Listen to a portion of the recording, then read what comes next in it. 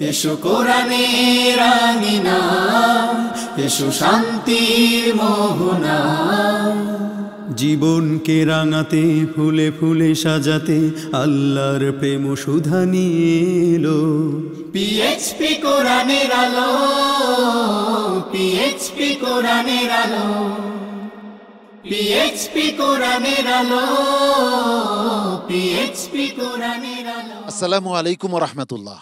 একজন ক্লান্ত শ্রান্ত পিপাসার্ত মরুচারীর কাছে একটি মরুদ্যান যেমন কাঙ্ক্ষিত, ঠিক তেমনি পথভ্রষ্ট মানব সভ্যতার কাছে কাঙ্ক্ষিত হচ্ছে আল কুরআনুল কারীম।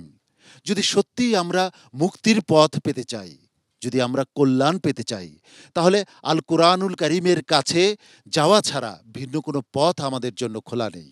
সেই আল কুরআনুল কারীমের তিলাওয়াতের অনুষ্ঠান হিফজুল কোরআন প্রতিযোগিতার এক অনবদ্য আয়োজন পিএইচপি কোরআনের আলো প্রতিভার সন্ধানে 2024-এ আপনাদের সবাইকে স্বাগত জানাচ্ছি। আমি শাহ ইফতেখার তারিক। এবারের অনুষ্ঠানটি আমাদের প্রিয় মাতৃভূমিতে হচ্ছে না, আমাদের অনুষ্ঠানটি হচ্ছে আমাদের মাতৃভূমি থেকে হাজার হাজার মাইল দূরে সংযুক্ত আরব আমিরাতের শারজার একটি মরুদ্যানে। আজকের পর্বের বিচারকদের সঙ্গে আপনাদের পরিচয় করিয়ে দিচ্ছি। সম্মানিত বিচারক হিসাবে আমাদের মাঝে উপস্থিত রয়েছেন শেখ কারি শুয়াইব মোহাম্মদ আল আজহারি, কোরআনের আলো ফাউন্ডেশনের সম্মানিত চেয়ারম্যান হাফিজ মাওলানা আবু ইউসুফ, আন্তর্জাতিক কারি মোহাম্মদ জহিরুল ইসলাম। সম্মানিত অতিথি হিসাবে আমাদের মাঝে উপস্থিত রয়েছেন বিশিষ্ট ব্যবসায়ী ও সমাজসেবক, সংযুক্ত আরব আমিরাতের আজমানের একজন বিশিষ্ট ব্যবসায়ী জনাব কারি আবু নাহিয়ান। পরিচয় পর্ব শেষে এবারে প্রতিযোগীকে মঞ্চে রাখবার পালা। আজকের পর্বে 5 জন প্রতিযোগী পারফর্ম করবে। প্রথমেই আমি ডেকে নিচ্ছি রাফসান মাহমুদ জিসানকে। হাফেজ রাফসান মাহমুদ জিসান আসছে বাংলাদেশের কুমিল্লা থেকে। পিএইচপি কোরআনের আলো, পিএইচপি কোরআনের আলো। আসসালামু আলাইকুম ওয়া রাহমাতুল্লাহি ওয়া বারাকাতুহু।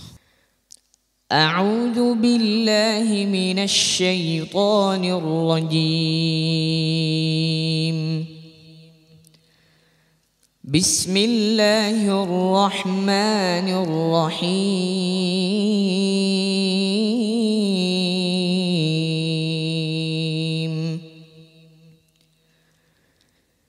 ولقد نادانا نوح فلنعم المجيبون ونجيناه وأهله من الكرب العظيم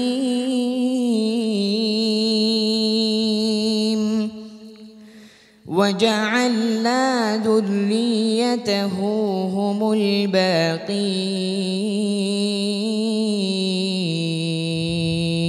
الباقين وتركنا عليه في الآخرين سلام على نوح في العالمين إنا كذلك نجزي المحسنين إنه من عبادنا المؤمنين ثم أغرقنا الآخرين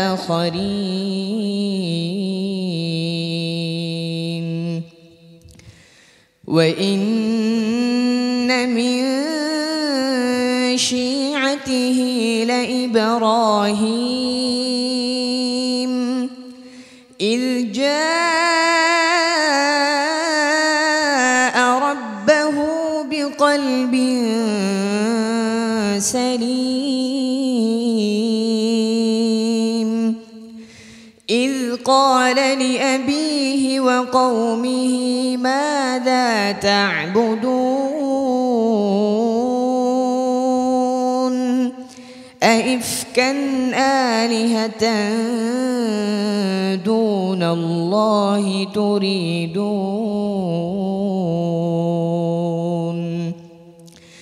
فما ظنكم برب العالمين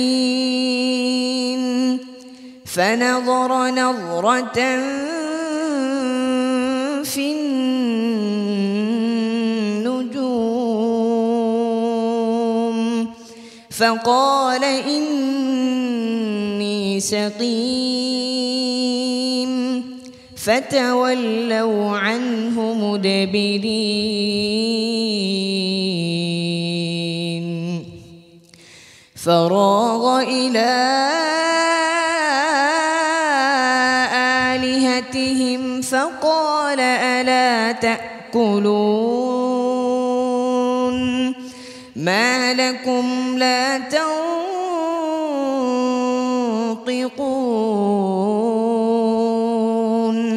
فراغ عليهم ضربا باليمين فأقبلوا إليه يزفون قال أتعبدون ما تنحتون والله خلقكم وما تعملون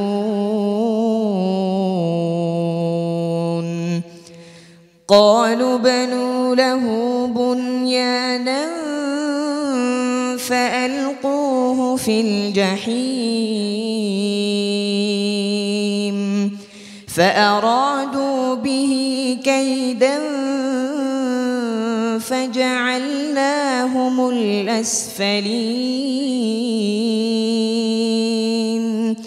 وقال إني ذاهب إلى ربي سيهدين رب هب لي من الصالحين حسبك صدق الله العظيم মাশাআল্লাহ, কি চমৎকার, অসাধারণ। এই অভিব্যক্তি প্রকাশ করার সাধ্য আমার নেই। এই চমৎকার বাতাস, সাগর থেকে বয়ে আসা বাতাস এই মরুদ্যানের গাছের পাতায় ঢেউ তুলছে। তার মাঝে রাফসান মাহমুদ জিসানের তিলাওয়াত অন্যরকম এক আবেগঘন পরিবেশ সৃষ্টি করেছে। আমি জানি না সম্মানিত বিচারকদের কেমন লেগেছে। জনাব শোয়েব মোহাম্মদ আল আজহারি, খুবই চমৎকার তেলাওয়াত করেছো জিসান তুমি, কিন্তু সুর তুমি মাশাআল্লাহ বেশি দিয়েছো, তো সমস্যা নেই, কিন্তু যাতে গুন্নার পরিমাণ, তাজবিদের দিকে খেয়াল রাখতে হবে, গুন্নার পরিমাণটা একটু বেশি হচ্ছিল, এদিকে খেয়াল রাখবে ইনশাআল্লাহ। আল্লাহ তাআলা তোমাকে আরও অনেক দূর এগিয়ে নেক, সে আর দোয়া করছি। রাফসান মাহমুদ জিসান, কেমন লাগছে এই যে দেশ থেকে এত দূরে বাবা মা ভাই বোন সবাইকে ফেলে রেখে প্রতিযোগিতায় অংশগ্রহণ করছো পিএইচপি কোরআনের আলোতে? এটা তো তোমার স্বপ্নের জায়গা ছিল, তাই না? জি কেমন লাগছে? আলহামদুলিল্লাহ, আমার কাছে অনেক ভালো লাগছে। শুকরিয়া, তোমার জন্য অনেক অনেক শুভকামনা রইল। আল্লাহ রাব্বুল আলামিন তোমার সামনের দিনগুলোকে অনেক সুন্দর এবং সাবলীল করুন। আসসালামু আলাইকুম ওয়া রাহমাতুল্লাহি ওয়া বারাকাতুহু। পিএইচপি কোরআনের আলো, পিএইচপি কোরআনের আলো। এবারের প্রতিযোগী হিসাবে মঞ্চে ডাকছি নেত্রকোনার হাফেজ তামিম আদনানকে, যে 1 বছরে পবিত্র কোরআনকে হিফজ করেছে। আসছে তামিম আদনান। পিএইচপি কোরআনের আলো, পিএইচপি কোরআনের আলো। আসসালামু আলাইকুম ওয়া রাহমাতুল্লাহি ওয়া বারাকাতুহু। আউযু বিল্লাহি মিনাশ শাইতানির রাজীম। বিসমিল্লাহির রহমানির রহিম। وإلى عاد أخاهم هودا قال يا قوم اعبدوا الله ما لكم من إله غيره إن أنتم إلا مفترون يا قوم لا أسألكم عليه أجرا إن أجري إلا على الذي فطرني أفلا تعقلون ويا قوم استغفروا ربكم ثم توبوا إليه يرسل السماء عليكم مدرارا ثم توبوا إليه يرسل السماء عليكم مدرارا ويزدكم قوة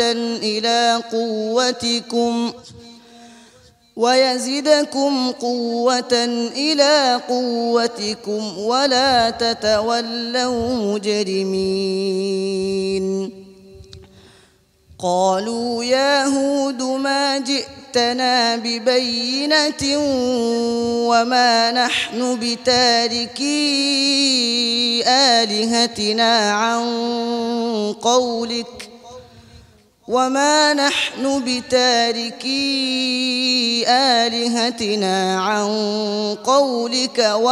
نحن لك بمؤمنين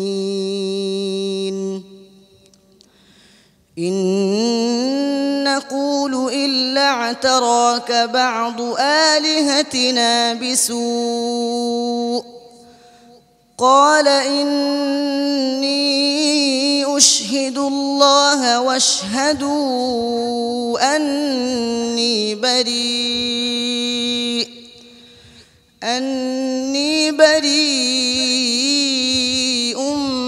مما تشركون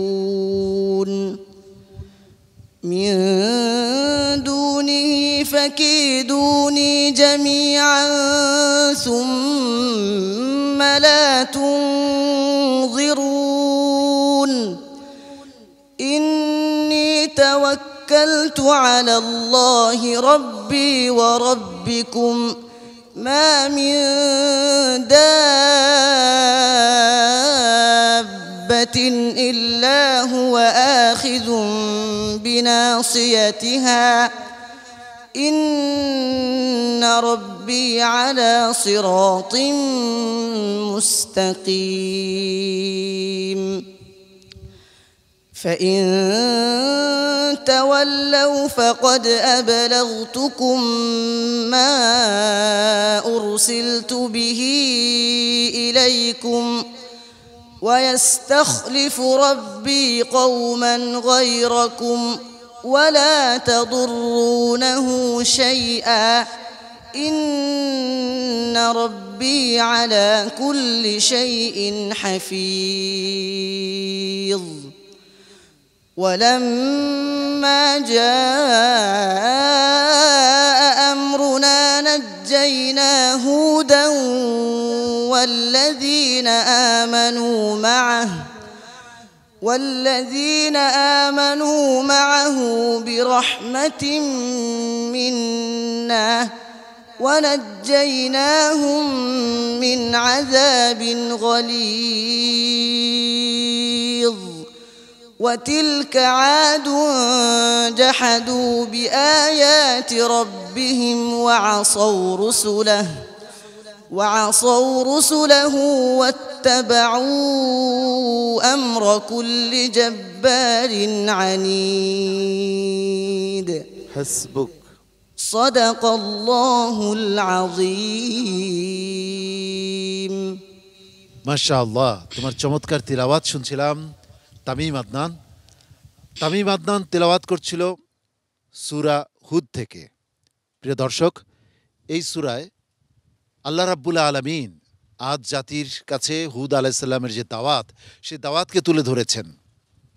যদি আল্লাহর দেয়া বাণীর পথকে প্রত্যাখ্যান করা হয়, তাহলে তাদের স্থলাভিষিক্ত করা হয় অন্য কোনো জাতিকে এবং গজব দিয়ে ধ্বংস করে দেওয়া হয়।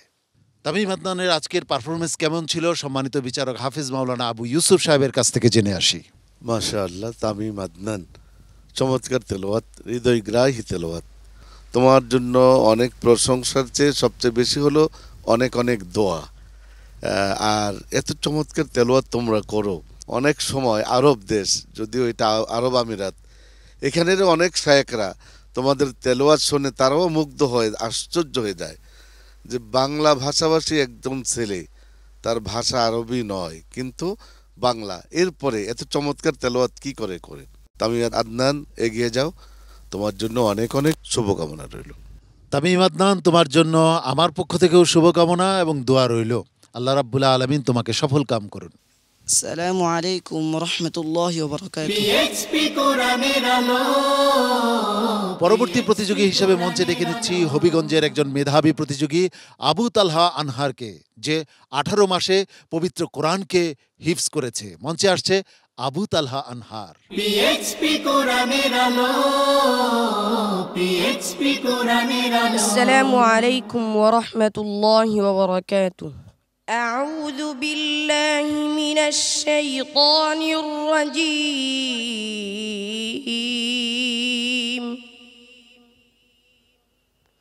بسم الله الرحمن الرحيم. وقال إني ذاهب إلى ربي سيهدين.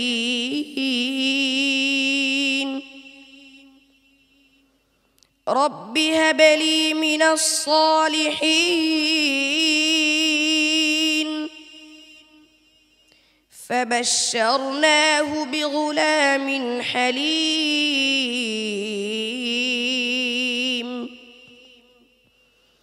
فلما بلغ معه السعي قال يا بني إني أرى في المنام. قال يا بني إني أرى في المنام أني أذبحك فانظر ماذا ترى. قال يا أبت افعل ما تؤمر. ستجدني إن شاء الله من الصابرين. فلما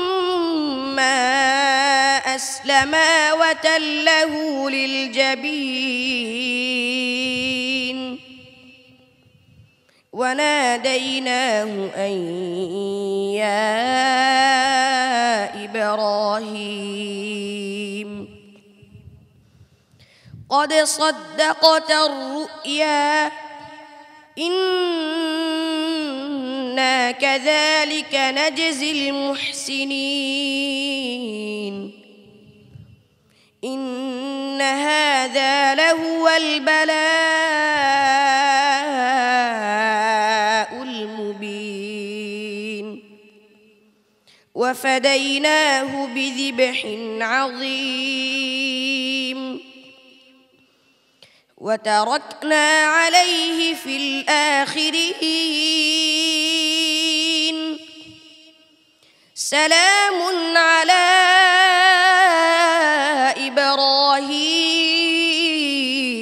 إبراهيم كذلك نجزي المحسنين.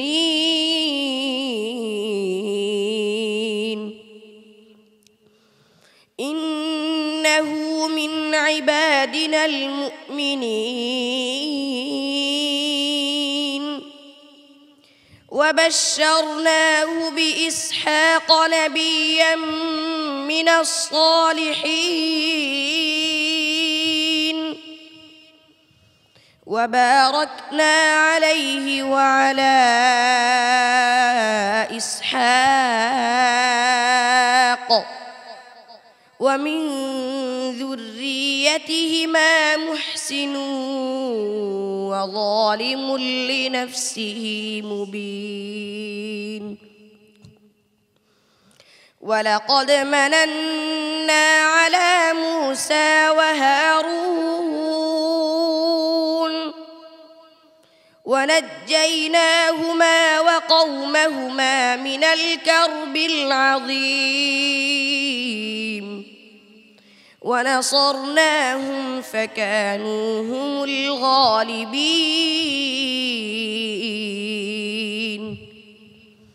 وآتيناهما الكتاب المستبين وهديناهما الصراط المستقيم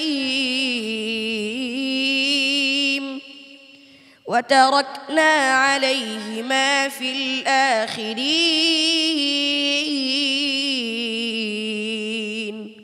حسبك صدق الله العظيم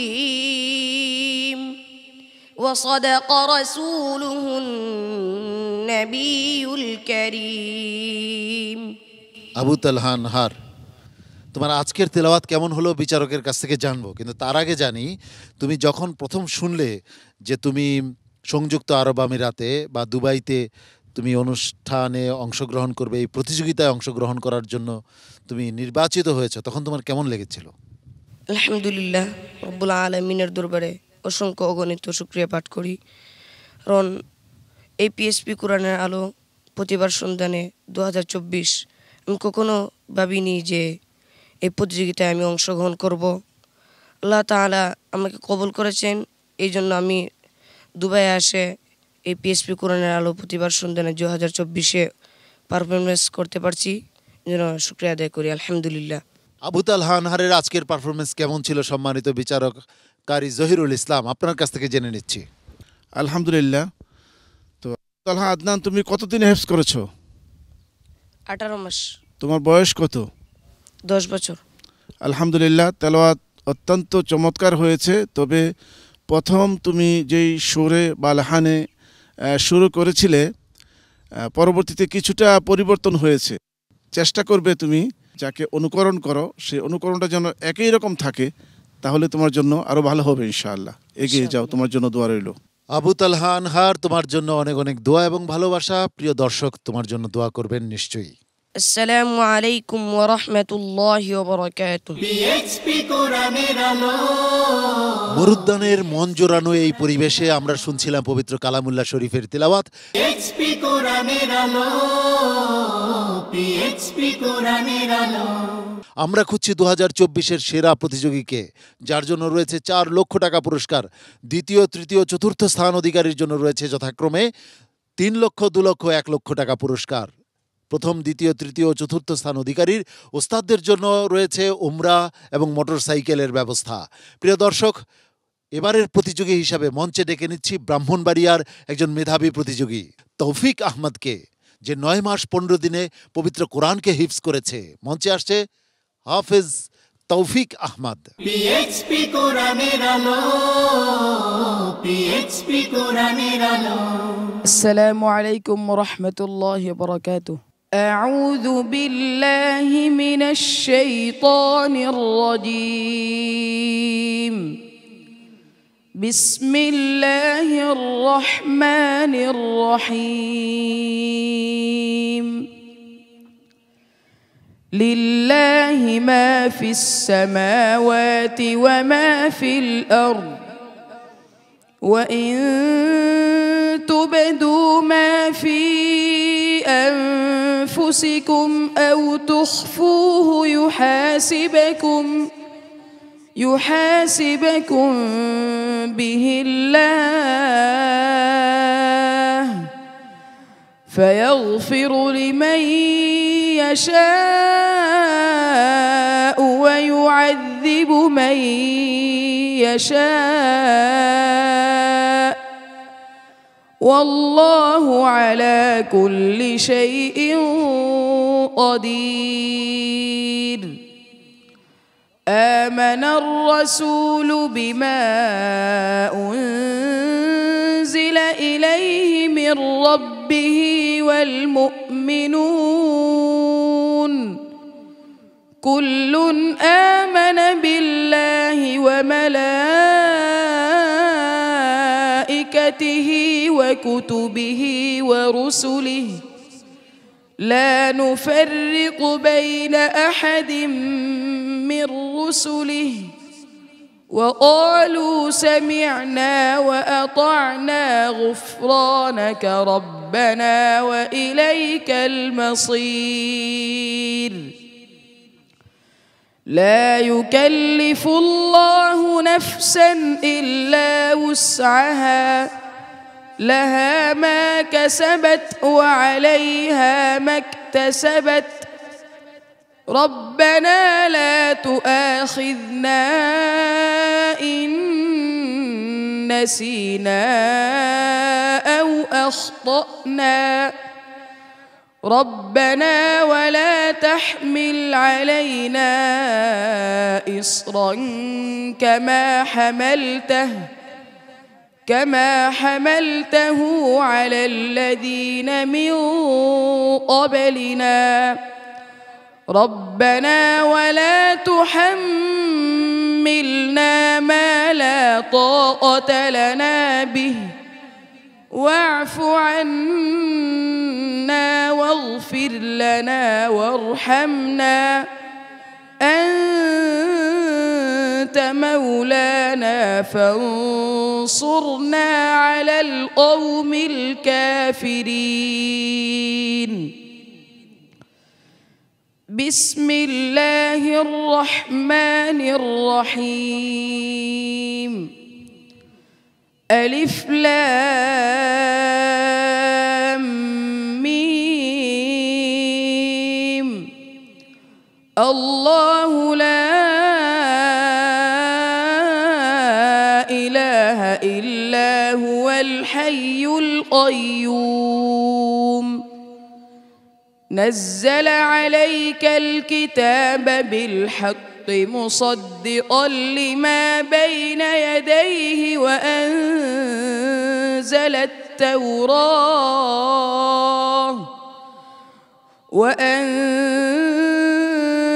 التوراة والإنجيل من قبل هدى للناس وأنزل الفرقان إن الذين كفروا بآيات الله لهم عذاب شديد والله عزيز ذو انتقام إن الله لا يخفى عليه شيء في الأرض ولا في السماء هو الذي يصوركم في الأرحام كيف يشاء لا إله إلا هو العزيز الحكيم هو الذي أنزل عليك الكتاب منه آيات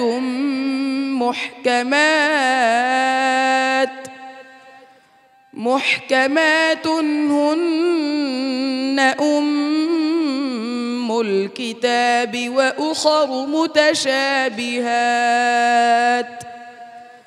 فأما الذين في قلوبهم زيغ فيتبعون ما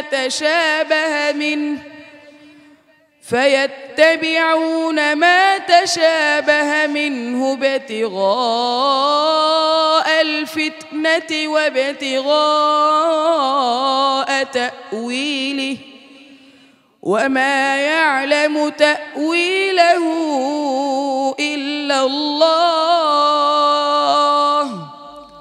والراسخون في العلم يقولون آمنا به كل من عند ربنا وما يذكر إلا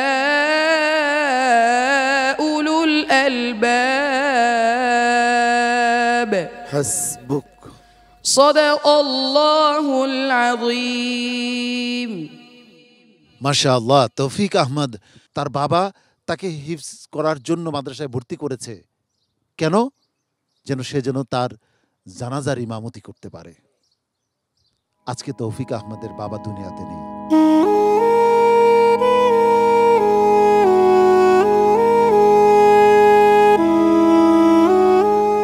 তার সন্তান পবিত্র কোরআনকে হিফজ করে সুদূর সংযুক্ত আরব আমিরাতের এই মরুদ্যানে তিলাওয়াত করল। মনে হলো পুরো প্রকৃতিতে সেই তেলাওয়াত ছড়িয়ে গেছে। নিশ্চয়ই নিশ্চয়ই মহান রাব্বুল আলামিন এই তৌফিক আহমদের তিলাওয়াতের সওয়াব তার বাবার কবরে পৌঁছে দিচ্ছেন। সম্মানিত বিচারক, কি বলবেন তৌফিক আহমদের আজকের পারফরমেন্স নিয়ে? স্বাভাবিকভাবে তিলাওয়াতের তাজউইদের মান এবং সবই খুব সুন্দর হয়েছে।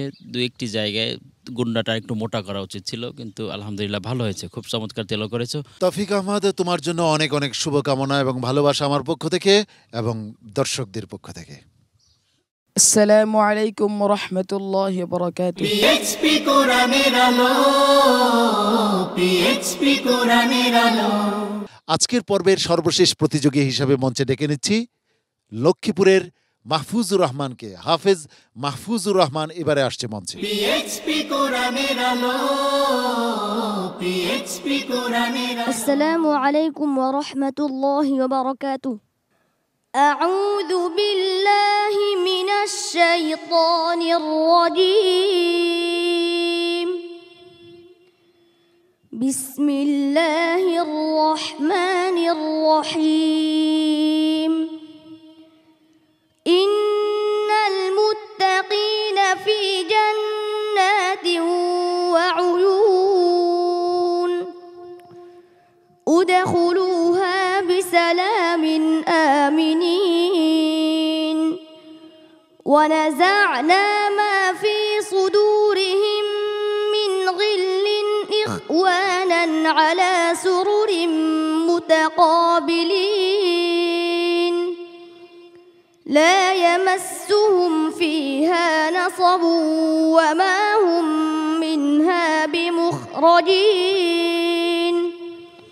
نبئ عبادي أني أنا الغفور الرحيم وأن عذابي هو العذاب الأليم.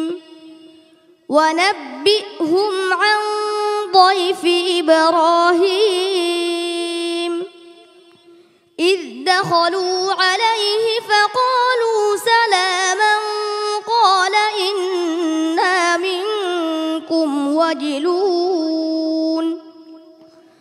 قالوا لا توجل إنا نبشرك بغلام عليم.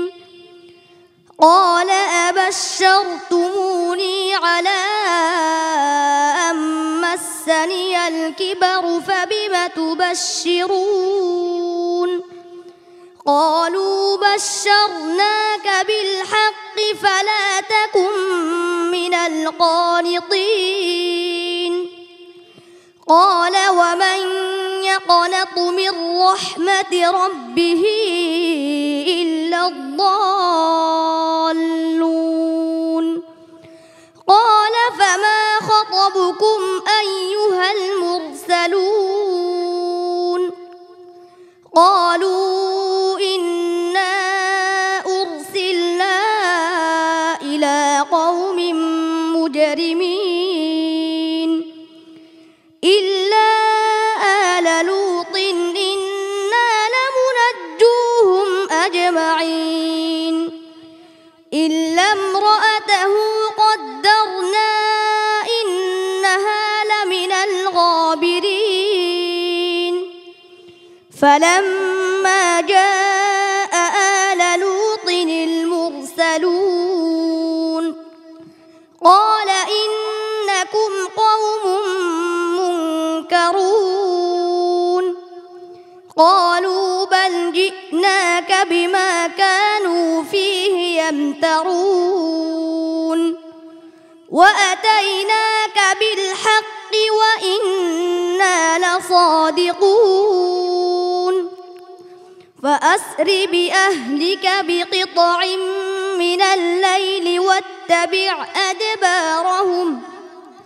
واتبع أدبارهم ولا يلتفت منكم أحد وامضوا حيث تؤمرون وقضينا إليه ذلك الأمر أن دابر هؤلاء مقطوع مصبحين وجاء أهل المدينة يستبشرون قال إن هؤلاء ضيفي فلا تفضحون واتقوا الله ولا تخزون قالوا أولم ننهك عن العالمين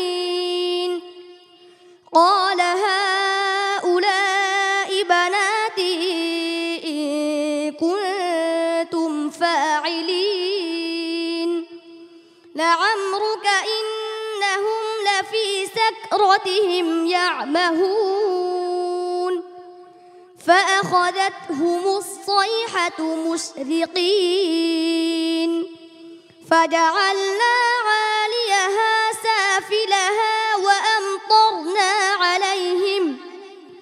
وأمطرنا عليهم حجارة من سجيل إن في ذلك لآيات للمتوسمين وإنها لبسبيل مقيم إن في ذلك لآية للمؤمنين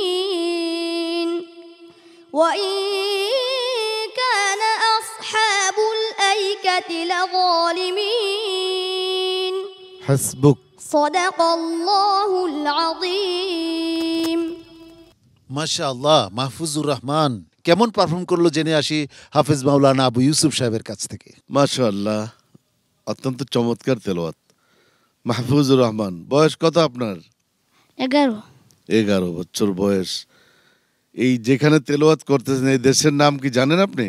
জি। কোথায়? দুবাই। দুবাইতে? মাশাআল্লাহ, সুন্দর তেলাওয়াত, একজন আত্মবিশ্বাস তার অনেক বেশি। এই 11 বছরের একটি ছেলে বিদেশের বাড়িতে এসে এত বড় একটি স্টেজে তার পারফরমেন্স করা, এটা বিশাল একটি ব্যাপার। যতটা সামনের দিকে যাবে তার কনফিডেন্স লেভেলটা আরও অনেক অনেক বেশি হবে। মাহফুজ, এগিয়ে যাও, তোমার জন্য অনেক অনেক শুভকামনা। মাহফুজুর রহমান, তোমার জন্য আমার পক্ষ থেকেও দোয়া এবং ভালোবাসা। দর্শক মণ্ডলীও তোমার জন্য অনেক অনেক দোয়া করবে ইনশাআল্লাহ। আসসালামু আলাইকুম ওয়া রাহমাতুল্লাহি ওয়া বারাকাতুহু। পিএইচপি কোরআনের আলো। আজকের পর্বের সর্বশেষ প্রতিযোগীর পারফরমেন্স আমরা প্রত্যক্ষ করলাম। প্রিয় দর্শক, আমাদের মাঝে সম্মানিত অতিথি হিসেবে উপস্থিত রয়েছেন সংযুক্ত আরব আমিরাতের আজমানের একজন বিশিষ্ট ব্যবসায়ী কারি আবু নাহিয়ান। আমরা তার কাছ থেকে জেনে নেব আজকের এই অনুষ্ঠান কেমন লাগলো। আল্লাহ তাআলার দরবারে শুকরিয়া, এত মহৎ একটি অনুষ্ঠানের মধ্যে আমি অতিথি হিসেবে আসতে পারছি, এই জন্য আল্লাহর কাছে শুকরিয়া জানাই। পাশাপাশি এই অনুষ্ঠানের পরিচালকবৃন্দদেরকে শুকরিয়া জানাই, ধন্যবাদ জানাই, কৃতজ্ঞতা জানাই। এই আরব আমিরাতের সকল প্রবাসীদের পক্ষ থেকে ধন্যবাদ জানাই আপনাদেরকে। এত সুন্দর একটি অনুষ্ঠান নিয়ে আসছেন, বারবার আপনারা আজকে বিগত 15 বছর যাবৎ বাংলাদেশে করতেছেন, এইবার আপনারা দেশের বাহিরে প্রোগ্রামটা করতেছেন, আলহামদুলিল্লাহ, ধন্যবাদ জানাই আপনাদেরকে। আর আমি এই প্রথম থেকে শেষ পর্যন্ত আজকে যে প্রোগ্রামে ছিলাম, আলহামদুলিল্লাহ, আমার মনটা যেন অন্য কোথায় চলে গেছে। যে এই যে শেষ প্রতিযোগিতায় মাহফুজুর রহমানের তেলাওয়াত করেছেন, এই মাহফুজুর রহমানের তেলাওয়াতটা মনে হইতেছে লাওহে মাহফুজ থেকে, ফি লাওহে মাহফুজ, ওই মাহফুজ থেকে লাওহে মাহফুজ থেকে এখনো অবতীর্ণ হইতেছে।